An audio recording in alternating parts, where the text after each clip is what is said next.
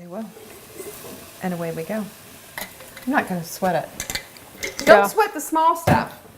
Or in this case, the large stuff. Or the large. So what we're doing here is we're on it, right? We've got the chicken going in with the onion and garlic. Now we've added the larger vegetables. In this case, it's asparagus. Now we did have to buy some asparagus because I've been eating our asparagus pretty consistently as it comes in. I didn't have enough on hand. Well, those are for the tough recipe. to grow too. I've grown them before. But once you have them, I know they come back every year, don't they? It's just really. And you know the difference wonderful. between a male and a female asparagus, right? No. Oh, there's a difference. Yes. Well, these are male asparagus right here. And the females have little branches that come out to the side. Did you know that? I didn't know that. Oh, I did. We had them a long time ago, and a farmer told me. You got female and a male asparagus, and you have to make sure that you have both of them in there. Now, somebody correct me if I'm wrong, and I'm sure somebody will, but I just thought that was so fascinating because we had both kinds. So the male looks like this. Yeah. And the female is thinner and has more Side branches. things going on, and she doesn't develop this. No comment. No comment there. But very, very helpful. Very interesting. And now, as we make this recipe, part of what I'm thinking about is we could easily personalize this with fresh herbs from my garden. Oh, absolutely. So we can. Should I? We have some oregano there. We Let's do. just throw a little oregano in, and it'd be fine to have that added towards the end. Okay. Here, why don't you pick away as we're doing this, and this is and cooking. we'll have that going. At what point would we be adding in The cauliflower? Cauliflower rice. In a little bit. Now I'm gonna just make an observation. Now, asparagus, as we all know, asparagus comes in either you can get thin, tiny, pencil thin asparagus, or you get big asparagus, right? Yeah. The big guys.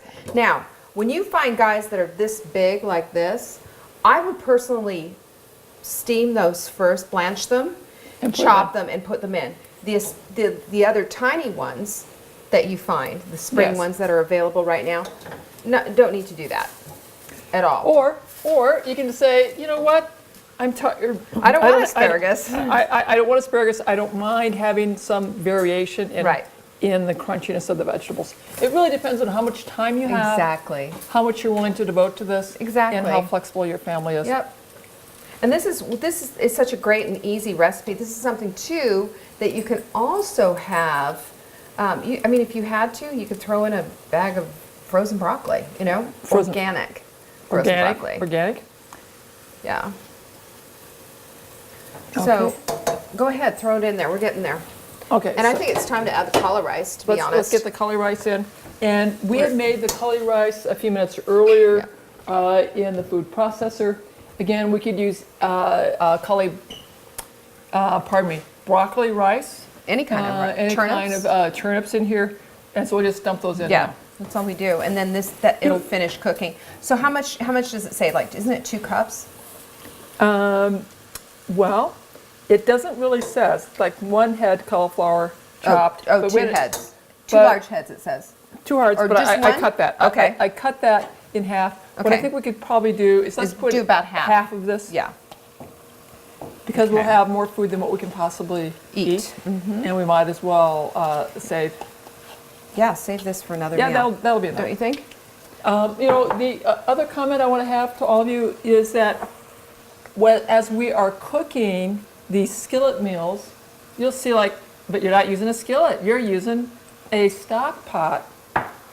This is something that my good friend Nick taught me, is that if you use stock pots when you're making your skillet meals, things don't fall out of them. Forever, when I was doing my skillet meals, because I would stuff them with meat and then my vegetables, and I'm cramming the lid on top, things would be falling out. Why don't you tell everybody what this says? So this is zested lemon, and then the greens on top are minced savory, again from my garden. The lemons we got from the grocery store, organic, and so we'll put a bunch of that in as well. How much goes in? Does the whole thing? It would say a tablespoon. Okay, well, I got a little more than that. You'll forgive me, right? Yeah.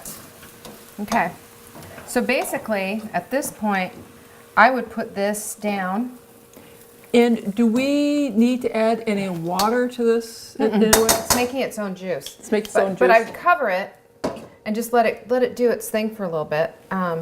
So you think and another- everything will kind of meld. Yeah. Another 5 minutes, probably. Probably another 5 minutes. Yeah. Now Okay. the other thing is you can do it with chicken breast. You can do it chicken thighs. Chicken thighs would be very good. Yeah. Yeah, it just depends on what you want, and again, it depends on the vegetables, because sometimes you're going to be wanting to not necessarily follow the directions exactly, because you have bigger asparagus, you have bigger whatever. So you could put the onion and the asparagus together and kind of saute that up. Add the chicken a little bit later. Yes. Because we have chicken breast in this, and we don't want it to get tough. Yes. Or yes. if we have chicken thighs, whatever it is that we have. But this is a very, very flexible meal. Flexible meal. Right. Excellent. Skillet meals. I Love love 'em. doing the skillet. There's just one pot that I've been cooking in. And then, it's sort of interesting. I've had a lot of folks say, like, oh my God, Dr. Wahls, you never set up a fancy table. You just put your pot on your table while you're eating. And I'm like, dudes, ladies, gentlemen, I'm working all day. So when I have guests and I have a fancy meal, yes, we get all of our fancy dishes.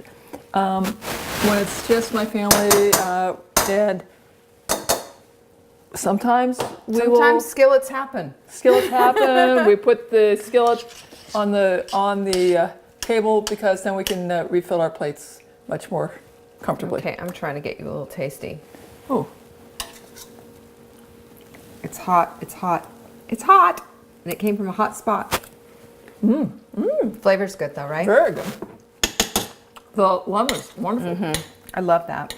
And why don't you talk a little bit about the zest, and why that is such an incredible, not only flavorful ingredient, but the health benefits in it. So, in the peel of citrus are essential oils.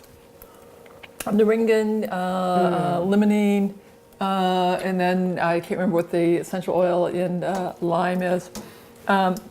All of these have a lot of very potent healing benefits, and really, really great for us. In fact, it is in the skin of the vegetable or in the fruit that the plant will put its most potent resources to protect itself from the outside invading Makes environment. sense, of course. So we always want to look for ways we could include the skin, the peel in our cooking. That's delicious. It's delicious there. When I'm cooking carrots, I don't peel the carrots, I never wash do, them. yeah. And we'll serve it that way.